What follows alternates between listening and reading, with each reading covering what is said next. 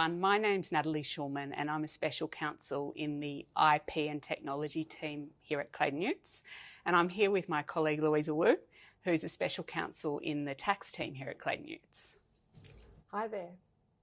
So we're here today to discuss the highly anticipated patent box legislation that's been introduced into Parliament. That's in relation to the medical and biotechnology industries. And also the government has most recently announced that it intends to expand the patent box regime so it will also apply to the agricultural industry and also the low emissions technologies. So in relation to medical and biotechnology innovation, the patent box regime is intended to apply to qualifying patents issued or granted after the date of the budget last year for the tax year commencing 1 July 2022. So that's just around the corner. And for the agricultural and low emissions industries, it's proposed that it will apply to qualifying patents granted or issued after the most recent budget announcement for the tax year commencing 1 July 2023. So again, not far off. So Louisa, the concept of a patent box, which is a concessional tax regime for patents, that's not something that's new. There's at least 20 countries around the world that already have a patent box. So you might say that Australia is actually quite slow to come to the party. Yes, thanks Natalie. That's right. So in designing the Australian patent box legislation, the Australian government has had the advantage of being in the position to look around to see what other regimes are in operation around the world, including in countries such as the UK, Switzerland and Singapore. Thanks, Louisa. And I note that the Australian patent legislation that's been released is currently limited to income that's derived directly from the medical and biotechnology patents.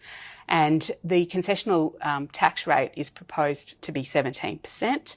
So why now and why 17%? Firstly, there has been extensive lobbying for a patent box, and in particular by the medical and biotechnology industries. Secondly, due to the sheer proliferation of patent box tax regimes in other jurisdictions and Australia's relatively high corporate tax rate of 30%, compared to other OECD countries, the lack of an Australian patent box has meant that for IP that has been developed in Australia, there has been an incentive to shift the commercialisation of that IP to another jurisdiction. Now, rather than going as low as some of the other countries, so for instance, Belgium has a patent box tax rate of 4.44%, in choosing the rate of 17% for the Australian patent box, the Australian government has had in mind front and centre the OECD/G20 initiative of setting the minimum global corporate tax rate at 15%. So the expectation is that over time, for those countries with a much lower patent box tax rate, that there will be some sort of upward adjustment so that at some point, those rates will be more comparable with what's proposed for the Australian patent box. Sure, thanks Louisa. And so I understand that in relation to the agricultural and low emissions industries and sector, that the design of the patent box will be determined after further consultation. However, in the most recent budget, the government has indicated that in order to qualify for the regime, agricultural innovations will need to be linked to products that are registered on particular registers. And, you know, there's not much more detail aside from that at this point. It also extends to plant breeder rights if it's linked to that. So anyway, it's really a wait and see situation there. But in terms of medical and biotechnology patents, like the regime will apply to patents that are linked. They have to be linked to goods that are registered on the Australian Register of Therapeutic Goods. And the reasoning behind that is so that it applies to the appropriate medical innovation and development. But what's interesting is that it's not actually limited to Australian patents that are linked to goods on the Australian Register of Therapeutic Goods, but it also extends to US patents that have been listed by the US PTO, and also to European patents registered under the European Patent Convention, provided that the patent is linked to goods that are registered on the Australian Register of Therapeutic Goods. So, Louisa, as a practical matter and in a nutshell, how will the patent box regime apply to medical and biotechnology patents? Firstly, the regime is optional. So for an Australian R&D entity that wants to apply the rules, it needs to make an irrevocable election. Secondly, the regime is only available to owners of eligible patents. So for these purposes, an exclusive licensee of a patent will not qualify. Insofar as working out what income is subject to the concessional patent box tax rate, conceptually that is relatively straightforward. So the first step is that you need to identify all the patents which underpin the particular patent box income stream. And in this context, relevant income includes income from the sale of a therapeutic good, license fee income, and royalties. However, income from manufacturing is excluded. So as I understand it, Louisa, that's quite different to the position in the UK where manufacturing income is included in the patent box. Yes, that's right. The second step is to work out the income that is attributable to those patents. And in the context of a multinational group, that will likely involve some sort of transfer pricing documentation exercise. The third step is to apply the result of step 2 by the R&D fraction. Embedded in the concept of the R&D fraction is a nexus with Australia requirement.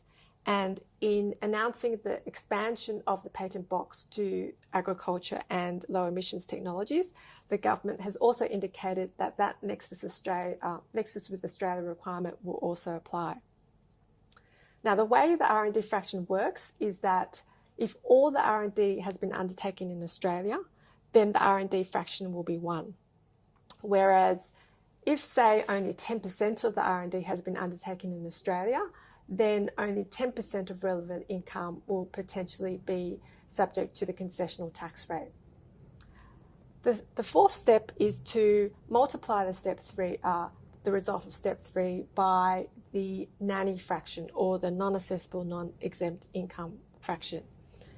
And that gets you to the effective concessional tax rate of 17%. Thanks, Louisa. And you mentioned the nexus requirement with Australia, but R&D takes place over an extended period of time, over a number of countries. So, for example, the COVID vaccines were developed by scientists from all over the world, and the research has been ongoing for decades. So how does the patent box regime work in those circumstances? You raise a very interesting point. So in theory, if every country had a patent box tax regime, then there would be no incentive for companies to try and pick and choose and try and shift the commercialization of IP away from the country where the IP was originally developed. Now, I wouldn't quite say that the Australian patent box will result in a level playing field from a tax perspective, but the idea is to take away the incentive for the commercialisation of the IP to be moved to another jurisdiction, so that if the IP has been developed in Australia, then hopefully the commercialisation of that IP will stay in Australia and that IP will be retained here. Great, thanks, Louisa. Another question that I had was how the patent box regime sits alongside the R&D, the current R&D tax incentive. Would both be available to medical and biotechnology companies? Are they complementary? How does it work? Yes, both are potentially available and complementary. So whereas the R&D tax incentive is an input-based tax measure, the patent box is an output-based tax measure, which depends on the successful commercialisation of the patent in order for the concessional tax rate to be available. Thanks, Louisa. And thank you all for listening and watching today. If you have any questions in relation to the patent box regime, please don't hesitate to reach out to us.